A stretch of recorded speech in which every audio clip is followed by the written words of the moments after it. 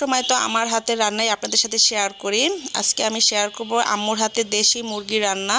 Hello friends, আসসালামু আলাইকুম। কেমন আছেন সবাই? আলহামদুলিল্লাহ আমরা বেশ ভালো আছি। মুরগি আমরা কম বেশি সবাই রান্না করতে পারি। যেহেতু আমি আম্মুর বাসায় 2 দিন ছিলাম আর আম্মুর প্রত্যেকটা রান্না এত মজা হয়, তাই চিন্তা করছি আপনাদের সাথে রান্নাটা শেয়ার করি।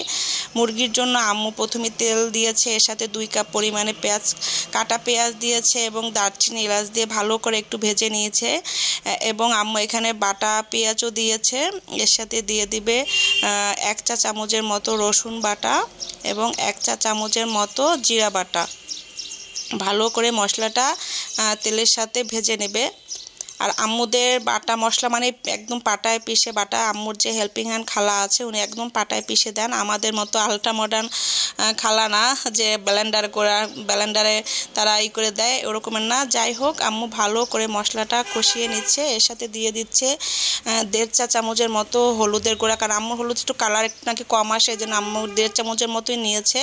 এর সাথে দিয়ে দিচ্ছে 2 চা চামচের মতো মরিচের গুঁড়া। দেখেন কালারটা কি সুন্দর এসেছে। আর এটা কিন্তু একদম দেশি মুরগি। আম্মুর এখানে একটা কাকা আছে, উনি মুরগির ব্যবসা করেন। উনি একদম গ্রাম থেকে আম্মুদের জন্য অনেকগুলো করে দেশি মুরগি নিয়ে আসেন একসাথে। আম্মুরা এগুলাই খায়, সোনালি বা পাকিস্তানি এইসব মুরগি না।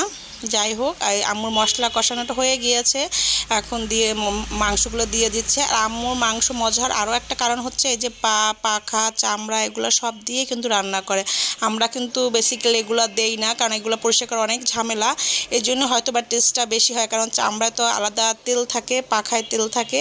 আর আমরা তো একদম যে সলিড মাংসটা রান্না করি, এই জন্য হয়তো অতটা মজা হয় না। এর সাথে আম্মু কিন্তু আদা বাটা দিয়ে দিচ্ছে। এখানে 1.5 চা চামচের মতো আদা বাটা দিয়েছে। আম্মু মুরগির সাথে আদা বাটাটা দেয়, আমরা তো একটু আগে দেই।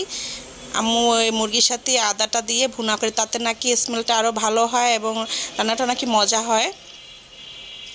আম্মু এইভাবেই অনেকক্ষণ ধরেই মুরগিটাকে কষাবে।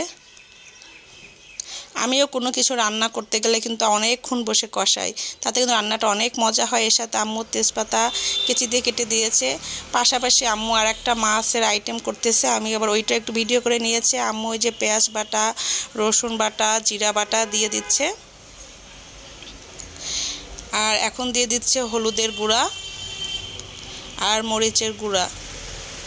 এই মাছটাকে কি নামে ডাকে আমি আবার মাছের নাম একটু কম জানি। এটা একটু লালচে লালচে মাছ, পিঠের অংশটা অনেকখানি লাল থাকে। এটা মেবি ওই যে রামসুস মাছ না জানি কী বলে, আমাদের এইদিকে এই নামই হয়তো বা বলে, অন্য কোনো অঞ্চলে কী নামে ডাকে আমার জানি না আমি। আম্মুর মাছের মশলাটাও কষানো হয়ে যাচ্ছে, এর সাথে মুরগিটাও কিন্তু কষানোটা হচ্ছে। এখন আম্মু মুরগিতে কিন্তু পানি দেয়নি, আম্মু ভালো করে কষিয়ে নিচ্ছে। কষাতে কষাতে একদম বলতে গেলে পুরোটাই সেদ্ধ হয়ে যাবে।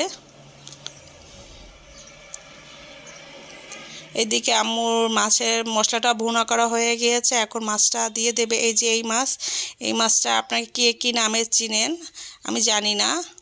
এই মাছটা একটু লালচে ধরনের, আর খেতে কিন্তু অনেক মজা হয়, অনেক মজা মাছটা।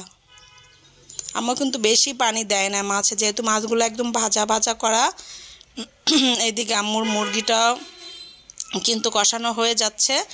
এখন আম্মু আলু দিয়ে দিবে, কারণ আমরা আলু একটু পছন্দ করে, আমি আমার বাচ্চারাও, এই জন্য আমিই বলেছি আম্মুকে মুরগিতে আলু দিয়ে দিতে।